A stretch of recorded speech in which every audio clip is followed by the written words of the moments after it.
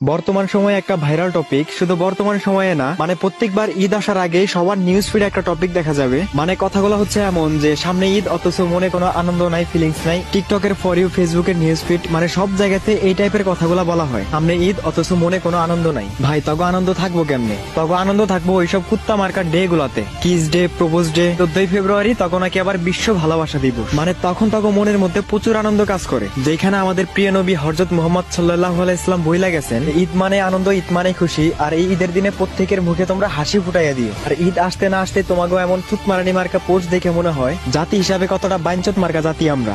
হালাল কোনো কাজে আমাদের মনে কোনো আনন্দ থাকে না, আর হারাম কাজগুলোতে আনন্দের কোনো অভাব হয় না। ফেসবুকে, টিকটকে এইসব বস্তি মার্কা পোস্ট বাদ দিয়া অন্তত ঈদের দিনটাতে সবাই পরিবার প্রিয়জনদের সাথে হাসি খুশি ভাবে সময়টা কাটায় দিও। ভালো থাকে সবাই, আল্লাহ হাফেজ। ভুল কিছু বললে ক্ষমার দৃষ্টিতে দেখো। তোমার একটা কথা বলার ছিল, যদি আমি তোমারে কোনোদিন কষ্ট দিই, যদি আমার কোনো কথাই তোমার খারাপ লাগে, তাহলে সেটা তুমি আমাকে বলবা, দুনিয়াকে বলার কোনো দরকার নাই।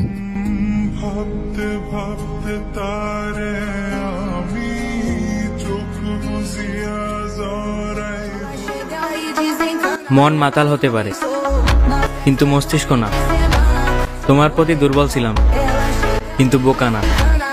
ধন্যবাদ।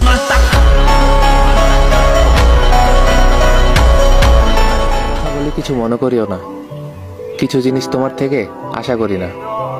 একটু কষ্ট করে বুঝো না আমার কথাগুলা, আমি এগুলা নিতে পারি না। বলতে তো তোমায় অনেক কিছুই চেয়েছিলাম, তবে তোমার এক জোড়া চোখের দিকে তাকিয়ে আমি সব কিছু ভুলে গিয়েছিলাম।